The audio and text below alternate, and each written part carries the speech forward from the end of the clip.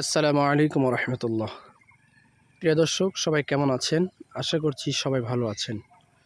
আমিও আপনাদের দোয়ায় ও ভালোবাসায় ভালো আছি, আলহামদুলিল্লাহ। তো প্রিয় দর্শক, প্রথমেই ক্ষমা চেয়ে নিচ্ছি।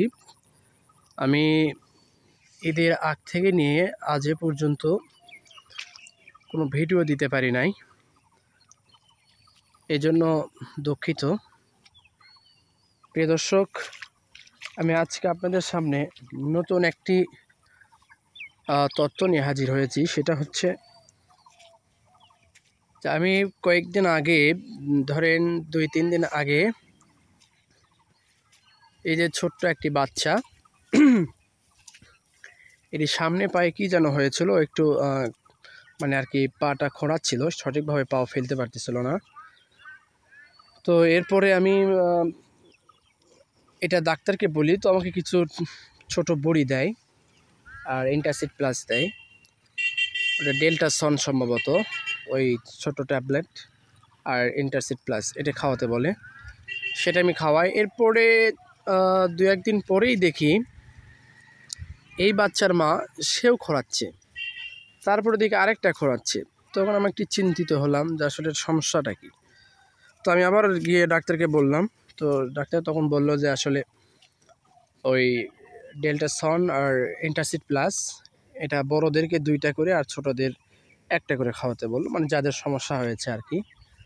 তো এখন আলহামদুলিল্লাহ সুস্থ। ধরেন 2-3 ডোজ আমি খাওয়াইছি, আলহামদুলিল্লাহ।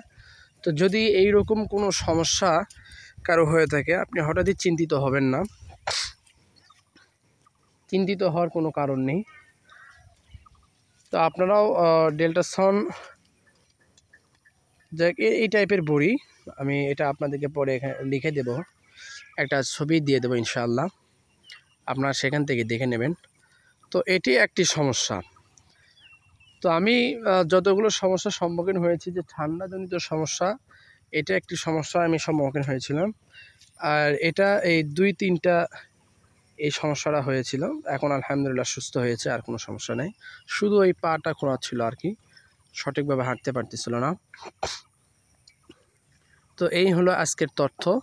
তো প্রিয় দর্শক, আরেকটি কথা হচ্ছে যে দেখেন, যখন বৃষ্টি হয়, এই বৃষ্টির ভিতরে কিন্তু একটু সমস্যা হয়ে যায়।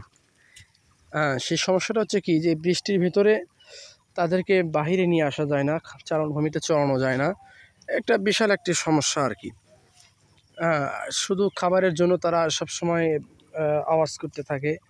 হ্যাঁ, তো এটা অনেকে বিরক্ত বোধ করতে পারেন যে এটা কি শুরু করলাম, এই টাইপের। আসলে ভাই, আমি বলি যে প্রত্যেকটা কাজের একটা ধৈর্যের প্রয়োজন আছে।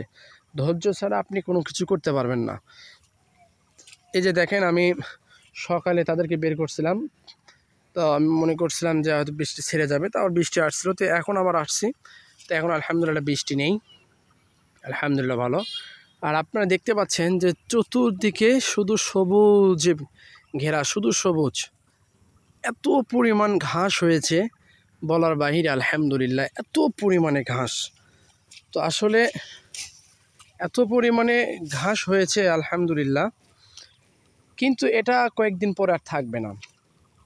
ধরেন এই বর্ষা শেষ হবে, আবার এই ধানি জমি যেগুলো, এগুলো ধানি জমিতে আপনার চাষ, হাল চাষ শুরু করে দিবে।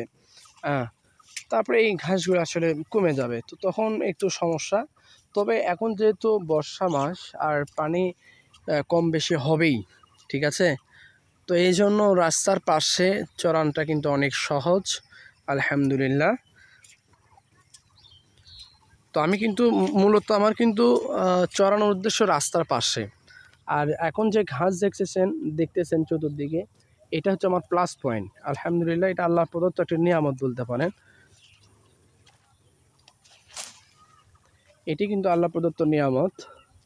আর আপনারা জানেন যে আমার এই পালের যে বড় মেরা যেটা ছিল পাঠা, সেটা কিন্তু আমি কুরবানি দিয়েছি, আলহামদুলিল্লাহ। আর একটা ছিল যেটা আমি বলেছিলাম বিক্রির কথা, সেটাও আমি বিক্রি করেছি। তো সেটি আমি বিক্রি করেছি 9,000 টাকা, আমার বাড়ি থেকেই নিয়ে গেছে, আলহামদুলিল্লাহ।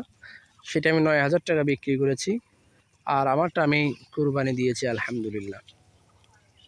এখন শুধু পাঁঠা রয়েছে আমার, ওই যে গারল আর ছোট দুইটা রয়েছে, এই যে এটি একটি আর ওই যে ওই পাশে একটি, এই দুইটি এখন আলহামদুলিল্লাহ দুইটি, আর ওই একটা গারল রয়েছে। আর প্রত্যেকটা বাচ্চা যেগুলো পাঁঠা বাচ্চা হয়েছিল আমি সব কটা, অর্থাৎ 60টা বাচ্চার ভিতরে 5টা পাঁঠা বাচ্চা, তো 5টায় আমি ছুড়ে দিয়েছি আলহামদুলিল্লাহ,